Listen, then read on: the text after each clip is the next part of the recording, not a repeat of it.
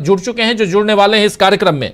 सीधे आना चाहता हूं प्रशांत टंडन जी आपके पास। सबसे आखिर में आपने देख लिया लुटेरा नेहरू जी और इंदिरा जी। राहुल गांधी नहीं है, प्रधानमंत्री नहीं बने। राहुल गांधी आज के राजनेता हैं और उनके ऊपर आप किसी भी ढंग का आरोप प्रत्यारोप कुछ भी कर लीजिए, वो चलेगा। क्या आज की तारीख में कांग्रेस पार्टी बीजेपी के पहले जो प्रधानमंत्री थे अटल बिहारी वाजपेयी के लिए ऐसे शब्दों के इस्तेमाल के साथ वीडियो बना सकती है? और ये कितना जायज है? और क्या आज की तारीख में ऐसे वीडियो, वो वीडियो मैं नहीं दिखा रहा हूं, सिर्फ फोटो दिखा रहा हूं, वीडियो यहां दिखाना मेरे लिए उचित नहीं है, इसलिए नहीं दिखा रहा हूं। क्या ये जायज है? राहुल गांधी किस पंक्ति में बैठते हैं उसकी चर्चा हम करेंगे। जब परिवारवाद की बात होती है तो कैमरे का फोकस राहुल गांधी के ऊपर होता है, जब भ्रष्टाचार की बात होती है तो कैमरे का फोकस राहुल गांधी के ऊपर होता है। लेकिन यह लुटेरा भी बनाया जाता है आज ही के दिन, और उसमें नेहरू जी और इंदिरा जी को भी जोड़ा जाता है उसमें। प्रशांत जी सोचिए राजीव जी कि बीजेपी और नरेंद्र मोदी के दिल में आज़ादी दिलाने वालों के प्रति कितनी गहरी नफरत है। और आज नरेंद्र मोदी का भाषण जब हुआ, तीसरी बार शपथ लेने के बाद पहला भाषण, और एकदम फीका भाषण था वो। हम लोग उम्मीद कर रहे थे कि कुछ ऐसी बात आएगी कि शायद नरेंद्र मोदी अपने पिछले 10 भाषणों से कुछ अलग भाषण देंगे, कोई भविष्य का रोड मैप होगा। ऐसा कुछ भी नहीं था, वही पुरानी घिसी पिटी बातें और उसी घिसी पिटे अंदाज में। लेकिन जो ये वीडियो जारी किया है नेहरू का, आप मुझे बताएं कि नरेंद्र मोदी 10 साल से प्रधानमंत्री हैं। पंडित नेहरू पहले प्रधानमंत्री थे, अंग्रेज देश को लूट चुका था, उसके बाद वो प्रधानमंत्री बने। और आज जो भी संस्थान है, IIT, ISRO, Bhabha atomic centre, Bhakra बंदर डैम, आप गिनाते जाएं, कोई भी लैबोरेटरीज, BHEL, HAL, HMT, ये सब कुछ नेहरू के समय के बनाए हुए चीजें हैं। यानी NSD और FTII भी, जो साहित्य कला केंद्र भी, साहित्य अकादमी भी, ये सब कुछ नेहरू के बनाए हुए। आप देखिए कि नरेंद्र मोदी ने पिछले 11 साल में, पिछले 11वां साल उनका चल रहा है, एक यूनिवर्सिटी, एक लेबोरेटरी, एक इंस्टीट्यूशन अगर बनाया हो तो एक भी नहीं बना, जीरो।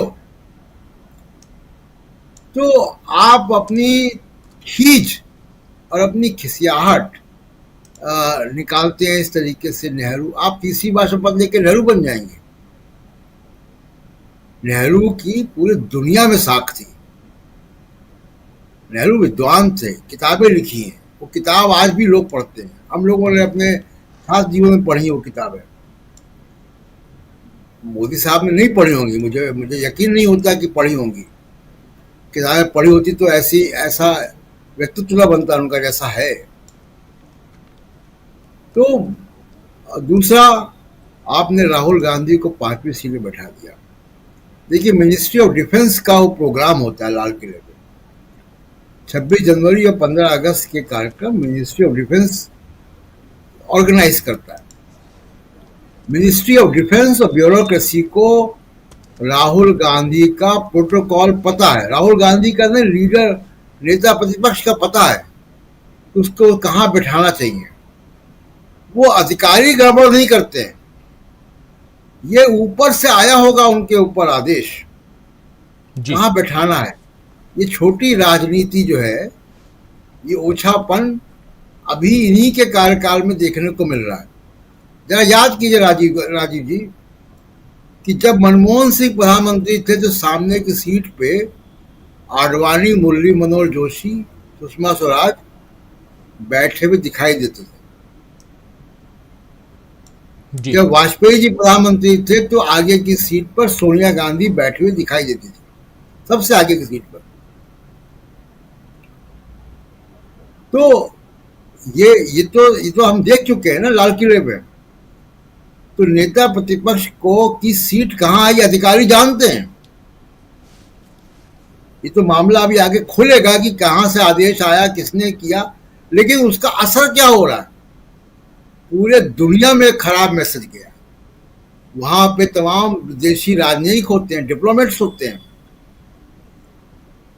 आपने उन सब के सामने अपनी छोटी राजनीति, अपनी छोटी मानसिकता दिखा दी कि हमारे देश में लोकतंत्र जो है वो बनाना रिपब्लिक है, हम व्यक्तिगत बदले लेते हैं। जी। और इस तरीके से आपने एक अच्छे कार्यक्रम को आपने एक खराब बेस्वाद चीजों में बदल दिया। अब राहुल गांधी को आपने पिछले बैठा दिया। वो चर्चा हो रही राहुल गांधी की मीडिया में, सोशल मीडिया में, जनता के बीच में चर्चा तो राहुल गांधी की हो रही है। तो उल्टा असर हो गया। आप करने कुछ जाते हो, कुछ और जाता है। बिल्कुल। उसके अलावा जो स्पीच में आपने बोला, मैं एक बात और बस आखिरी कह दूं, स्पीच में जो आपने बोला communal civil code, secular civil code, और उसमें जरा चीफ जस्टिस ऑफ इंडिया का रिएक्शन देख लीजिए आप, उनकी बॉडी लैंग्वेज देख लीजिए, उनको क्या कैसे वो देख रहे हैं। जब आप सुप्रीम कोर्ट का भी हवाला दे रहे हैं, वो भी गलत हवाला दे रहे हैं। लाल किले पे खड़े होकर आप झूठ नहीं बोल सकते। वो बड़ी ऐतिहासिक जगह है, वहां पे आप गलत बयानी कर रहे हैं। और आप एक जो है, क्योंकि आपका जो कार्यकर्ता है, जो समर्थक है आपका, वो हतोत्साहित है। वो पार्लियामेंट में आपको देख रहा है कि आप बोल नहीं पा रहे हो। वो देख रहा है कि आपको सहयोगियों के दबाव में वक्फ का बिल वापस लेना पड़ रहा है। वो देख रहा है कि आप दबाव में ब्रॉडकास्टिंग बिल आपको वापस लेना पड़ रहा है। तो अपने समर्थकों के लिए कि हमारे पास अभी वो इश्यूज हैं, तो आप कॉमन सिविल कोड ले आए। अब क्या ये माना जाए कि कॉमन सिविल कोड आप लाल किले से उठा रहे हैं मामला, तो इसमें नीतीश कुमार और चंद्रबाबू नायडू की सहमति भी होगी। वो अगले आने वाले कुछ दिनों में हमको दिख जाएगा कि कितनी सहमति है, कितनी नहीं है। बहरहाल आज लाल किले से जो मोदी साहब ने किया, वो बहुत घटिया और खराब संदेश गया है। तीसरी बार शपथ लेकर केवल नंबर बनाने से आप महान नहीं बन जाते हैं। महान काम करने पड़ते हैं महान बनने के लिए। जी बिल्कुल बिल्कुल, महान काम करने पड़ते हैं महान बनने के लिए। तीसरी बार आप शपथ लेकर लाल किले की प्राचीर पर पहुंच गए, लेकिन वहां से जो भाषण आपने